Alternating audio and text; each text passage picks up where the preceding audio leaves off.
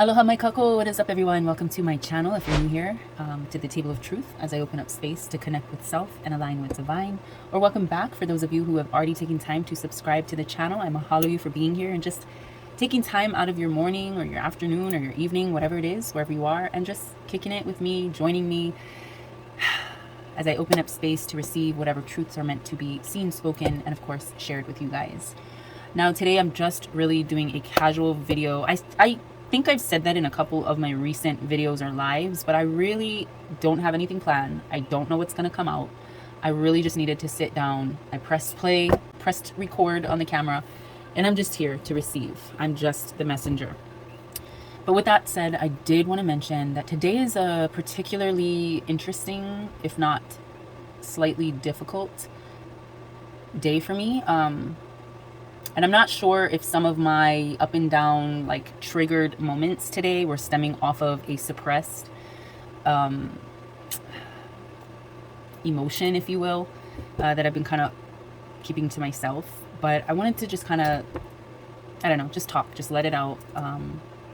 Because you guys are like, you know, my friends. You guys are family. You guys are here because you were called to this video or whatever the case may be. But I'm just going to talk as though we're just chit-chatting in my living room or just chit-chatting in my room. And I'm going to think of it like that because I'm the type of person, mind you, I'm a Capricorn. So I'm the type of person initially that just doesn't really let my vulnerability be seen. But I'm feeling like Spirit is just saying, this is your space. This is your time. This is your sacred space for healing. So let things flow, let things go, and let things fall as they may. And sometimes we just have to let the masks fall. Not that I've really ever been putting a front or a mask on for you guys, but you know, there's some things you kind of keep private because there's just no time or place for it on your channel or, you know, in conversation. But I don't know. I wanted to mention that today's July 30th, and it marks the second year since my sister Leilani passed. And I've mentioned it a few times on my channel, but I've never really like gone in depth or just, you know, I kind of mentioned it enough, but it's not something that I really like elaborated on with feelings or emotions or anything. And I have to be honest, it's just so fucking weird because my family was always separated, split up. And I'm one of 7 children from my mom. My dad and my mom had kids together, but their relationship was very tumultuous, and it ended up that we were all split up and in foster care with different foster parents and whatnot, really, really early in our lives. And my auntie guys decided to try to step in and take some of us. They decided to take some of us in so that we wouldn't get lost in the system, kind of split up and just here, there, and everywhere. And I'm so grateful for that. But in the same sense, it has caused distance with us growing up as siblings. I lived with one auntie all the way on the East Coast. I guess that's where I get my East Coast attitude. And when I came here to Hawaii at 16, that's a whole nother story. I don't know if anyone has ever read Flowers in the Attic or like V.C. Andrews' books, but I really identified with that book when a friend of mine in 5th grade had introduced me to the series. But I even more so identified with Flowers in the Attic because the way the children in that particular book had to just uproot their lives and just move without letting anyone know, letting any of their friends know, or keeping in contact with anyone. They had to uproot their lives and move with a grandmother and grandfather in Virginia in this huge mansion. They were under the impression that they would eventually win over, you know, the affection of their grandparents, but I guess that wasn't the plan or the case or the intention, and their mother actually ended up locking them in an attic. But I can't say that that's my exact situation, but around the same time as, or the same age as the main character in the book, that situation kind of happened to me where my auntie was telling me we had to move from Pennsylvania too. We actually, the characters in the book lived in Pennsylvania, and I as well at the time lived in Pennsylvania. So when I was 12, after my 6th grade year, my auntie told me that we were going to be moving, and I wasn't able to tell anyone or keep in contact, or just, I was supposed to keep it a secret, keep it hush hush, not let anyone know. And we ended up moving over that summer and moving to a really small, if you blinked you'll probably miss it, town in New Hampshire. And we actually lived like on the outskirts of town, up this huge hill, down another street, down this long driveway. We were like the last house kind of at the top of the hill. and we lived on 8.5 acres. I got to know those 8.5 acres very well living there, because I wasn't really allowed to have friends. Well, first of all, when we got there, I was under the impression, okay, well, we're just moving, right? We're just moving to another state, and that's kind of really bad that I'm not able to keep in touch with my friends. But when we got there, I was told that I would be homeschooled, that I wasn't going to be allowed to go to school anymore. For excuses of, society is really horrible nowadays and kids bully and I don't want you influenced by outside society and da-da-da-da-da, right? So I ended up being homeschooled for like 4 years, my 7th, 8th, 9th, 10th grade years. And because of that, I never really got a chance to leave the house, to really have any friends, to really get to know anyone in town, especially anyone my age. Now, I wasn't, like in the book, in V.C. Andrews' Flowers in the Attic, in the book, they were locked up in the attic and nobody was to know that they even existed. But in my case, it was more so people knew like we were new in town. I was allowed out here and there, but it was under supervision of my auntie. Like I was allowed to go to the library at times, but there was only like 70-something-year-old ladies working at the library, and we would go at times where there wasn't a lot of people, and it was a really small town, so the library was not very big. All right, shit, my bad. I had to take a moment away from the camera real quick to tend to my little one, but I guess long story short, I just had a very similar situation, or a relatable situation of sort of being secluded in an extreme way. A similar situation to the main characters in Flowers in the Attic. So that did become one of my favorite books because I was around the same age as the characters in the book at the time that all of this was going on. So it made it feel as though I wasn't alone, even though I kind of was. Now as an adult, I look back at the situation and the things that I escaped by moving here to Hawaii to live with biological family. I look at it as something that had to happen to make me the person that I am today, to really facilitate the insight, the intuition, the guidance from divine that I utilize even to this day. But like in the book, the grandmother that these children went to live with their mother was very cold, very icy, very strict.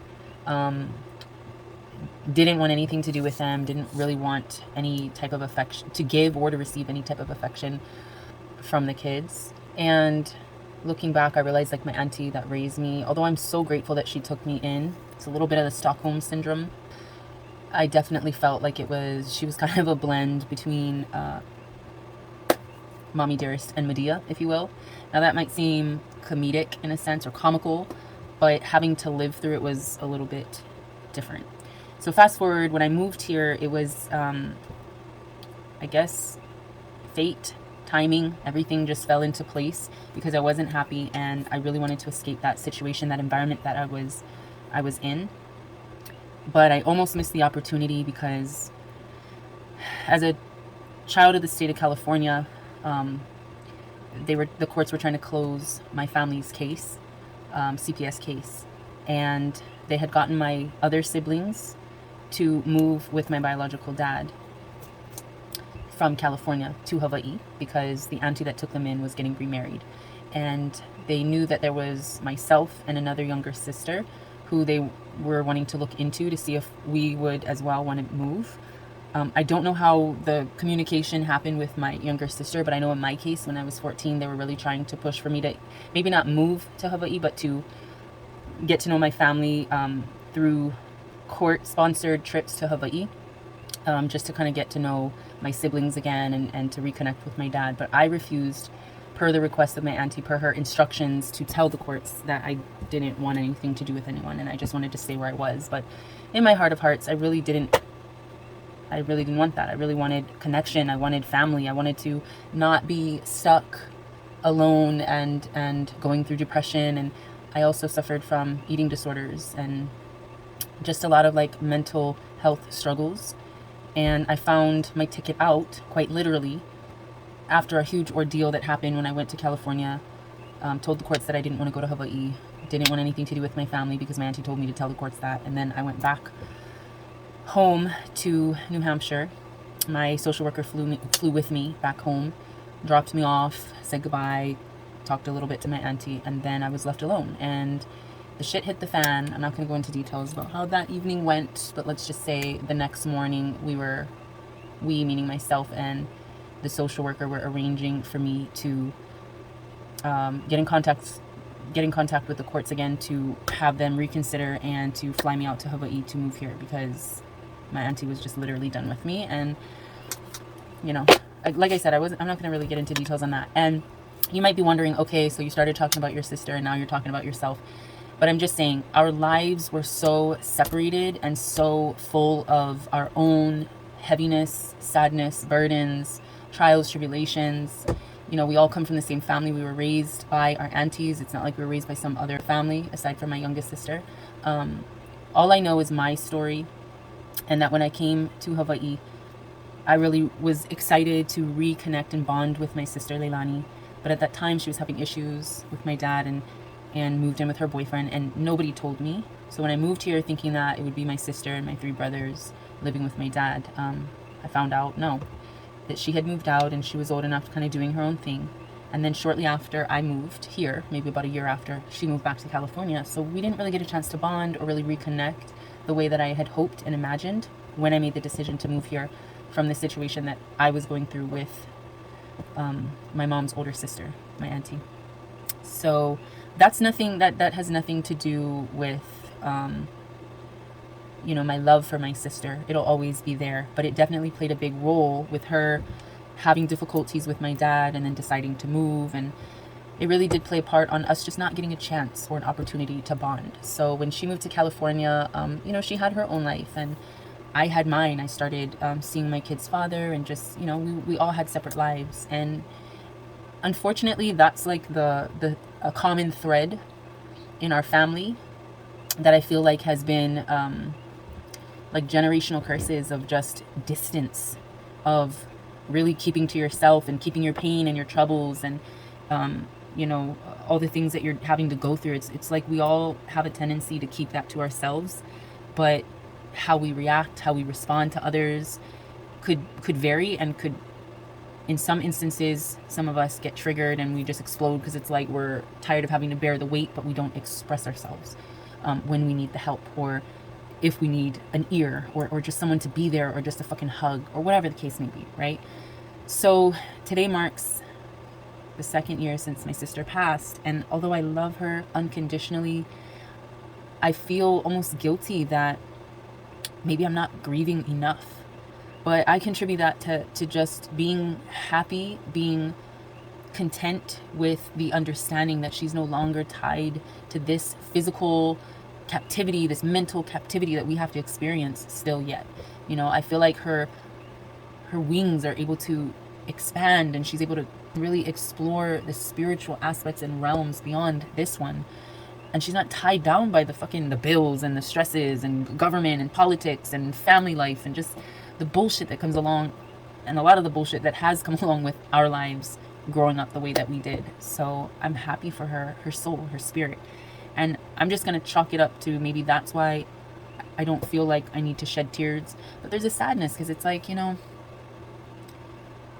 all we really want, or I guess I can only speak for myself, but all I really want is to experience that unconditional love, that just beautiful, universal, existential light of love that I feel has been explained countless times by people who have had the experience of a near death, and they've experienced the beyond. They've been beyond this realm, and they realize so much more than what we're capable of realizing here in this particular dimension. And I always say, like, I'm not from here. I don't want to come back here. I feel like I've been here before in past lives, and now I'm just wanting to move on, move beyond. But we all have obligations. We all have purposes. We all have direction. We all have a path to follow while we are given the breath in our lungs. And that is what we need to remember, So in this moment, I'm full of gratitude that my sister does not have to experience the pain, the suffering, the traumas, the triggers, the repetitive cycles of bullshit that we've always had to deal with in our family in particular. So maybe it seems a little cold to some people, or it feels a little disconnected, but I went through that whole rant to basically say it's the way we were raised. You know, we weren't raised close, but I send love, I send compassion, I send healing and wellness and patience, strength, courage to everyone that I meet. But in saying that, I also recognize that we as beings of love and light, and beings that were created in the image of God, have to also realize those words should be spoken to ourselves. You know, we should speak more life, not death, to not only others, but to ourselves, for more healing and more growth and more evolution to be bestowed upon us. So yeah, that's kind of the extended version of just saying, like, yes, today is the second year that has gone by since she's passed. But I'm not feeling 100% sad. I'm feeling like relief that she doesn't have to continue to be burdened and overwhelmed with life's struggles. And she's no longer in that immeasurable amount of pain that she was in towards the end of her life. So yeah, just a moment of silence for her, a moment of peace and tranquility and serenity for her.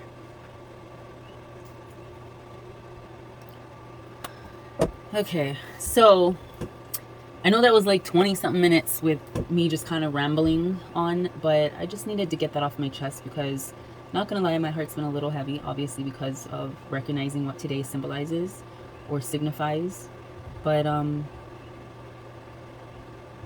you know, just also kind of reconnecting with your childhood traumas, nurturing, caring for, healing your inner child is kind of like the topic for today. That's very important.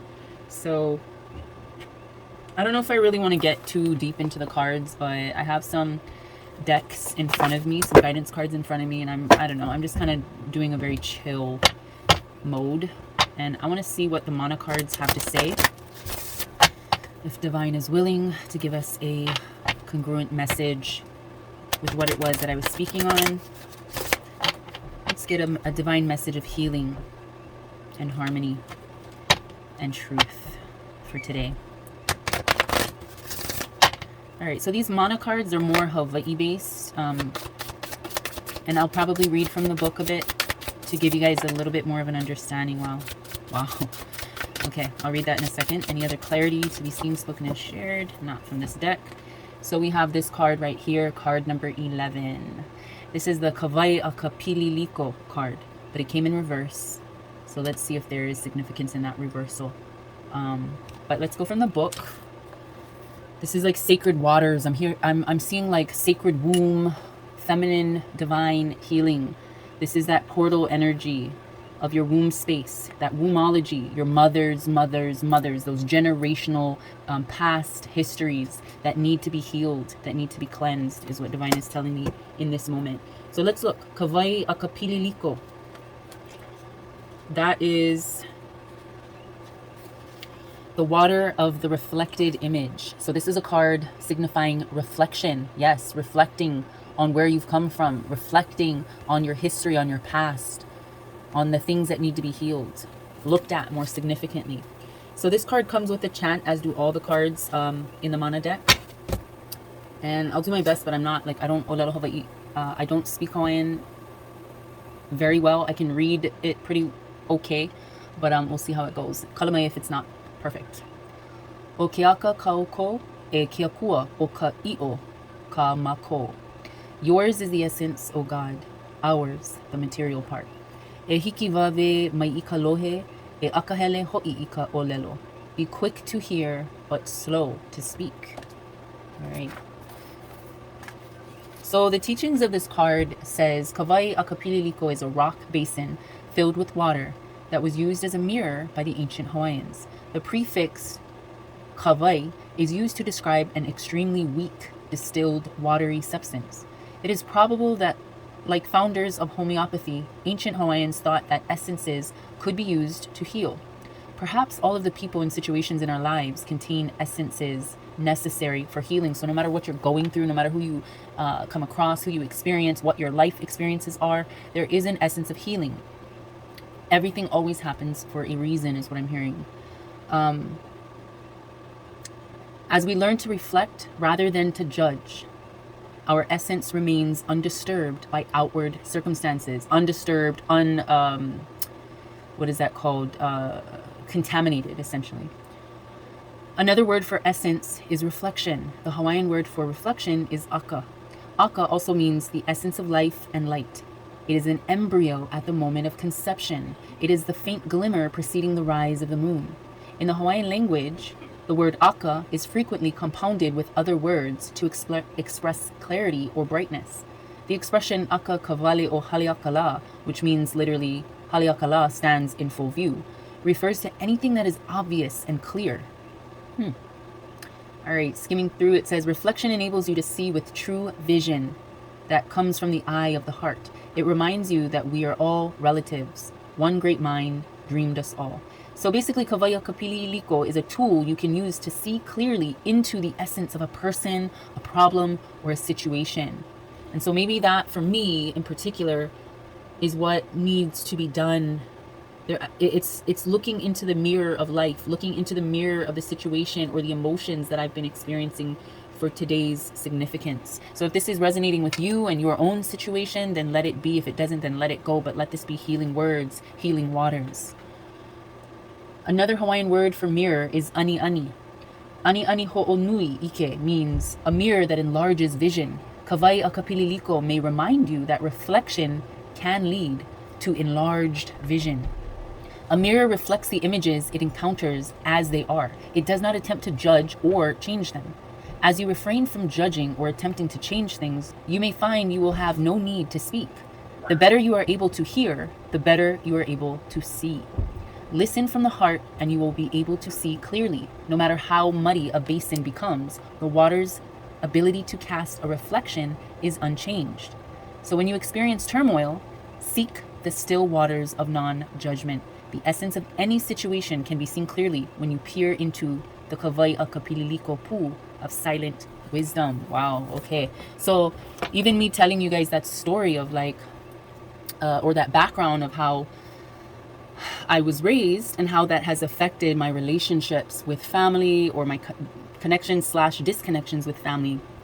It's not so much in a judgmental way as in a reflective way. So sometimes we have to really look at our situations and our circumstances. And even if it feels, or we may have initially thought of them to be negative, it's not to be taken that way. It is to be learned from. There is a lesson. There is something to be seen in the overall experience of it. So that is like looking at things from a higher perspective.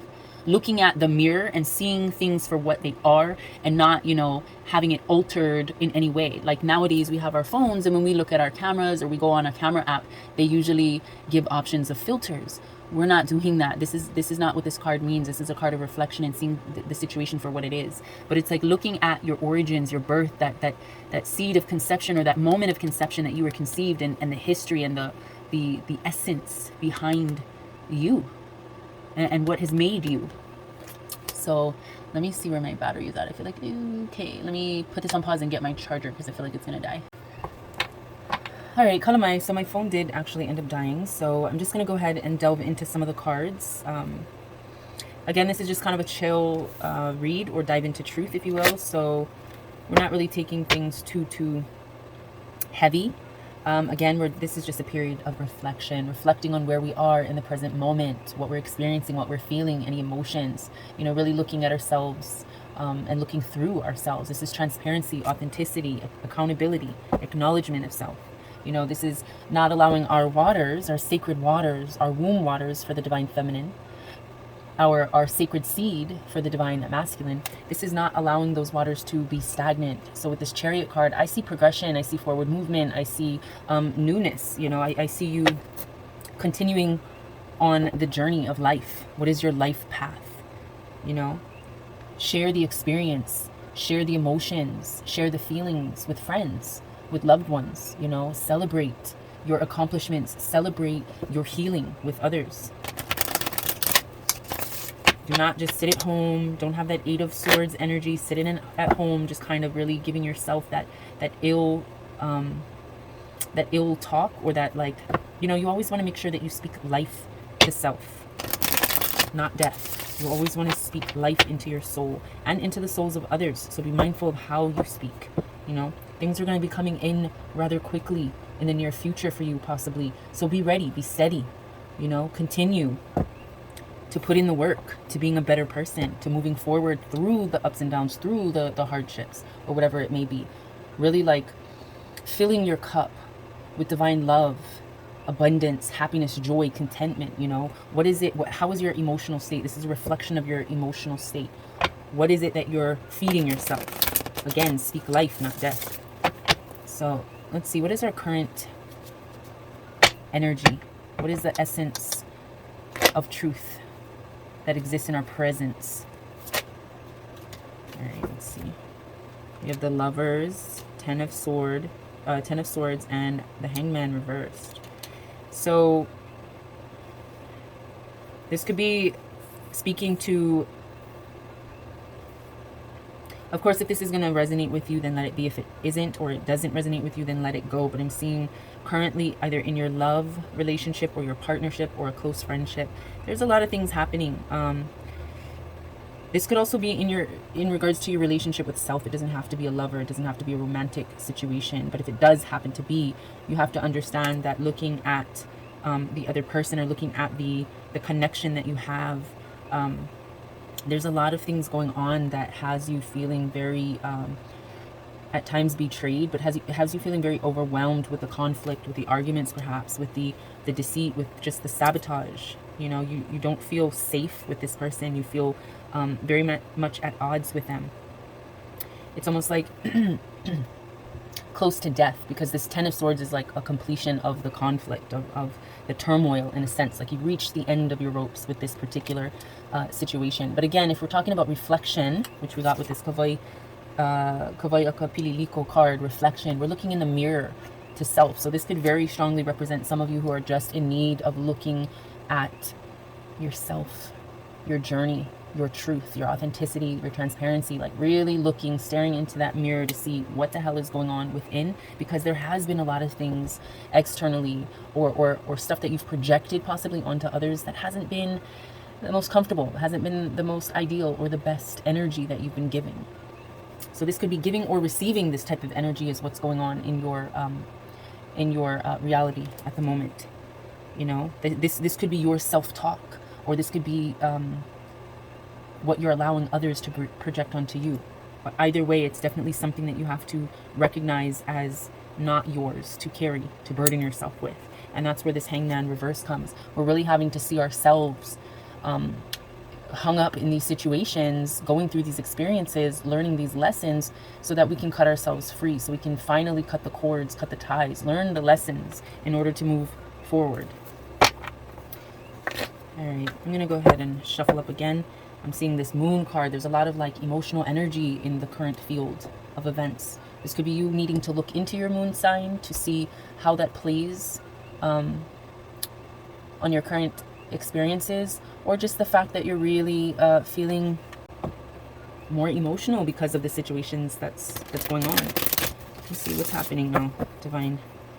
We have this Ten of Swords and this Hangman reverse for the balance within. So this is really not feeling at your peak, not feeling at your best, but needing to be here so that you can kind of see what's going on and to learn from your situation.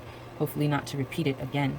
Let's see what divine truth needs to be seen, spoken, and shared with collective in this moment of truth. Yeah, because right now you're not feeling fruitful, you're not feeling abundant, you're not feeling happy, you're not feeling joyful.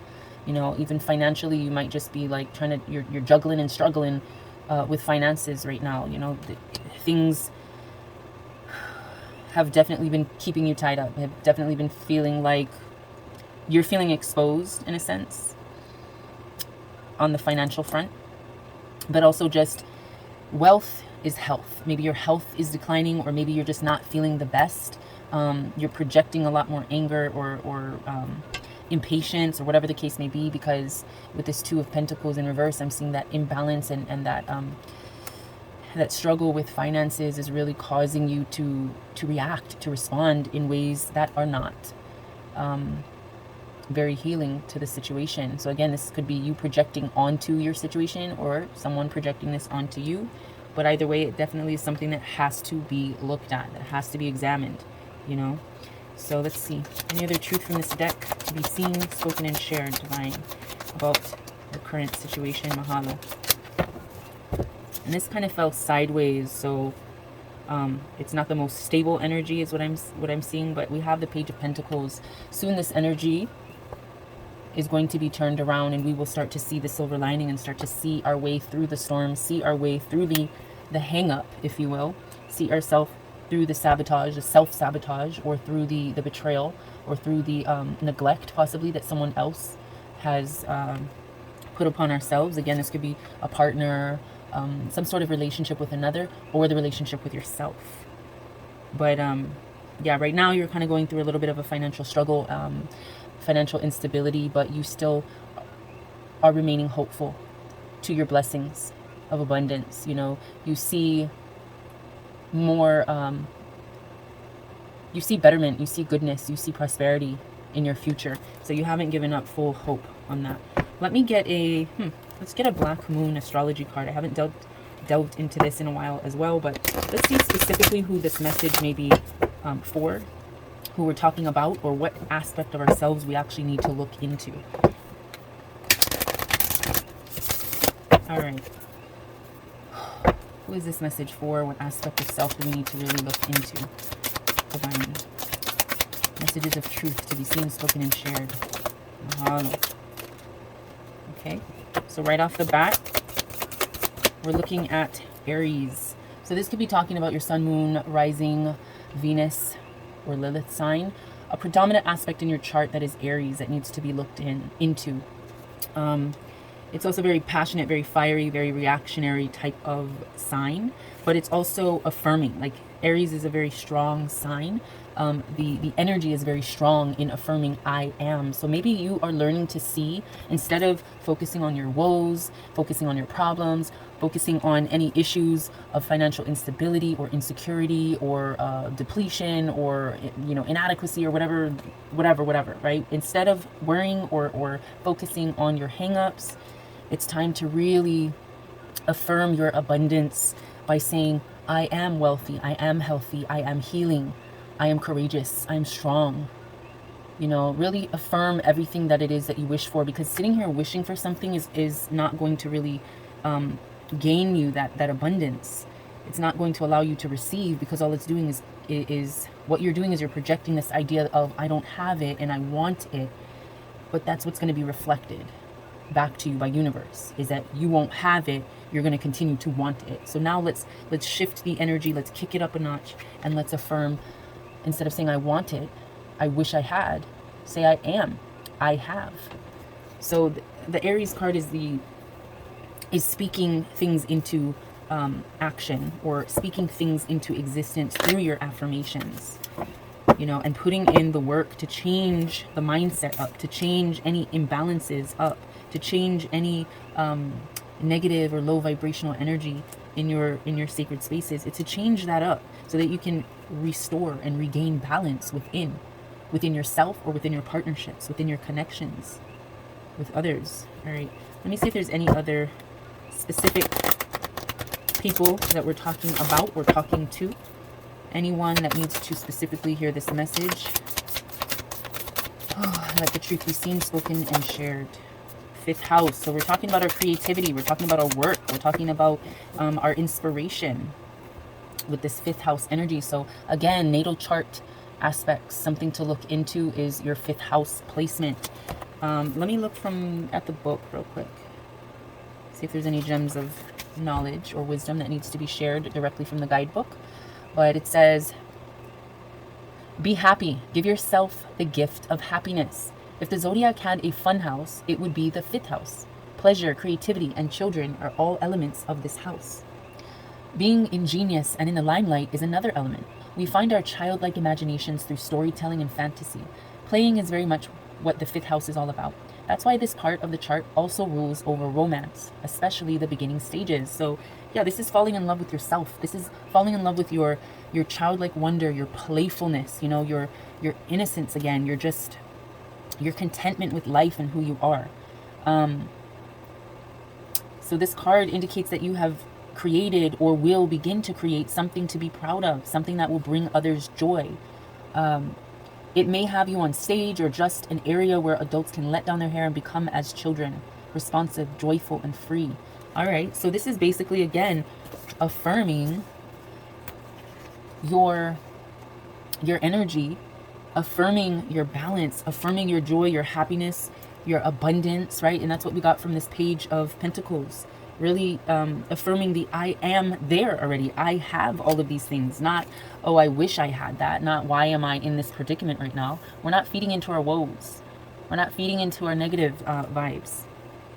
We're really learning how to look in the mirror, look at our hang-ups, look at our situations for what they are, look at our financial situations, and really turn that energy around. Believe, trust, have faith in divine to guide us to in the direction of abundance and prosperity. And that doesn't have to be a physical prosperity. It doesn't have to be materialistic abundance, but it's definitely that internal abundance that we get that inspires our creativity. So maybe some of you will be creating something. You'll be maybe starting things fresh, starting things new is what I'm hearing. Like really being inspired to do something out of your comfort zone. Something maybe that you've always wished to do, but you've never had the courage to do. So this is a time of true reflection, true affirmations, true joy. And again, it's despite the situations that we're going through. It's despite the hang-ups that we've felt tied up by for so long. Like we're knocking that off and we're really taking a new approach. Where was that? Yeah, with the Page of Pentacles, we're taking this new approach, this new mental approach to our situations. Let me get a real ass guidance card real quick because I'm feeling called to really just see some real shit. All right, so with this Page of Pentacles, really shifting our energy, shifting our lives around, making things very, very clear, crystal clear. Knowing our worth, knowing our value, knowing our transparency, knowing our energies. Like that is our healing property, reflecting this healing property outward and not inward, because we are guarded. We are surrounded by guardians in the other realms and in the other dimensions, and even in this dimension. You ever felt like, people really watch out for you, even when they don't have to? They're constantly, oh, sister, you left your purse over there on the shelf or on the counter. Like people are constantly keeping an eye on you because you have guardians all around in this realm and beyond. Ooh, it's really difficult at times to shuffle these index cards, but I got to get a good shuffle in. All right, let's see what is going on. What's the continual flow of truth? Dispelling the dis-ease and the discomfort and the depression, dispelling the low vibrational energies. What is truly our purpose, our direction? Divine, give us more truth to be seen, spoken, and shared. Mahalo. Oh, mahalo. All right, so really moving out of this energy. Okay, we got the truth card, but it came vertical, so it's like we have good and bad truths within us. What is your truth? Right now, let's read the lazy card. So this card is channeling a time to be reflective of your physical and spiritual energy and environment. This goes hand in hand with this card. Kawaya Kapililiko, really reflecting on our sacred waters, our sacred healing energies, really reflecting on who it is we truly are, not the masks that we wear, not the distorted illusions that we try to project. But this is really reflecting on our current energy and our environment. Right now, some of the energy is dirty house energy. You don't want to settle for mediocre. You don't want, this is also being reflective of your financial or your monetary benefits or your gains.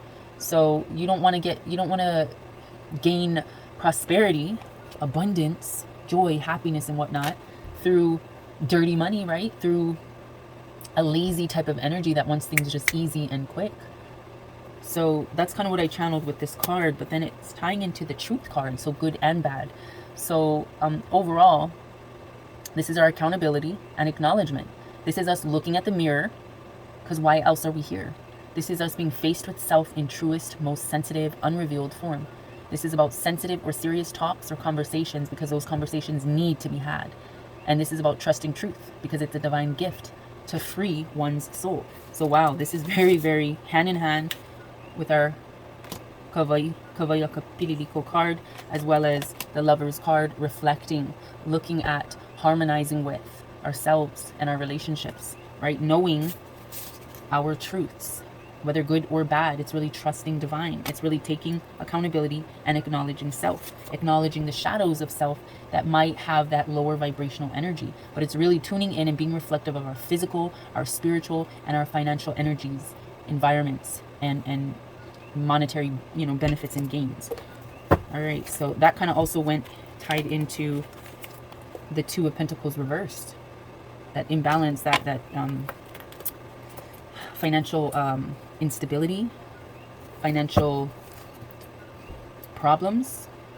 But divine is reminding us we must dance with the rhythm of divine, because we will be gifted more abundance, unexpected gifts that could include kindness or relief from our financial or our emotional stresses, because things are being paid off, being cleared, and you'll be able to take a breath and be relieved for a moment, if not for a while. So just going to mix this up again and see if divine has any other truth to be seen, spoken, and shared from this deck. And then I'm going to get one last card, and I'll pull it from the African Goddess Rising card. Any other truth? Well, yes, the Airplane Mokulele card is about not being afraid to look at things from a higher perspective. When we travel in airplanes or Mokulele, some of us might have a fear of flying, but that just means that you don't trust the divine that carries you. So this is really trusting the divine navigation of your current situations and experiences, trusting that divine will guide you through those stormy clouds and reach the other side and land safely.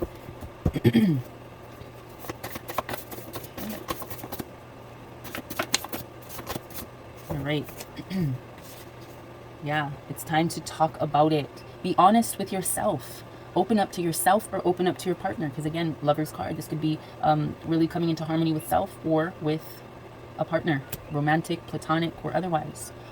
It's time to really lay everything out on the table and quit suppressing your truth. And that's where we have, sometimes our truth might be something that we're not necessarily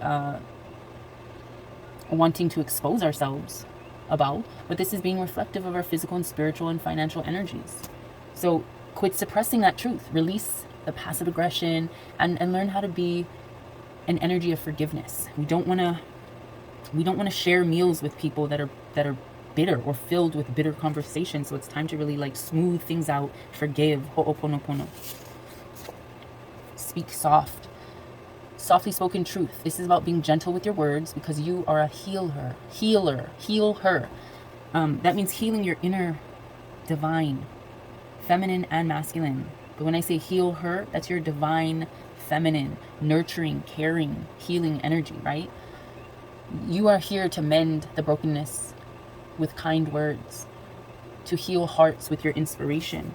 But you won't be able to do any of that if you do not allow yourself to be hydrated, in a sense where you sustain more emotional flow, more divine feminine flow. You gift yourself with speaking more life to yourself and to others. This is about reconnecting your soul through water, through Vai. This is essentially just really hydrating, allowing water to just be the essence and the symbolism to flush out, to detox any energy, any fears, any laziness that is not beneficial to your growth. Again, this whole journey with the cards is full circle back to our reflections. And I know this came in reverse when it fell out of the deck, and I didn't speak on that, but coming back to that, in reverse, it just means that that's something that you might need to work on, is truly seeing things for how they are meant to be seen. When you experience turmoil, seek the still water of non-judgment. And this is the truth that we need to hear. Seek the still waters of non-judgment. All right, and then one last card. Let's just pull a closing card of truth. One final message for collective to close up this dive into truth seeking. Let's get a message for the collective. What aspect of self do we need to reflect upon in this moment?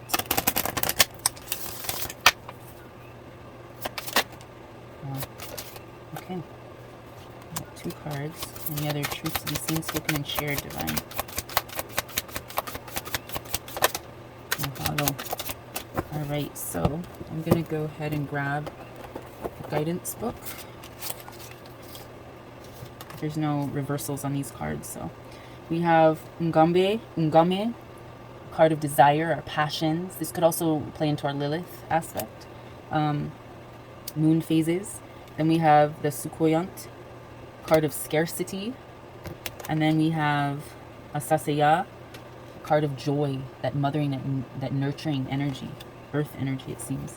All right, so the first card, goddess card that we have. So this is going to be a reflection of the parts of self that we need to see, the parts of self that we need to recognize and heal. So Ngame is the goddess of desire from the Ashanti clan.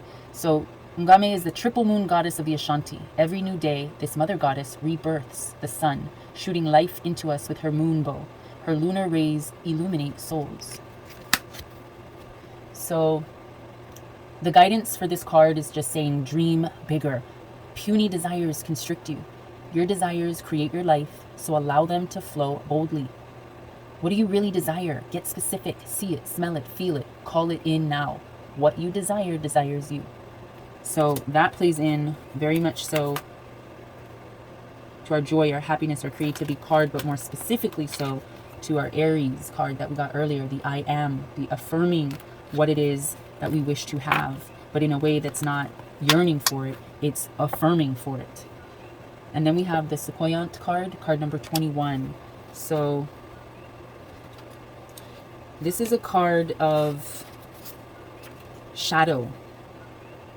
The Sequoiant is a shadow of scarcity card based off of the Trinidad diaspora.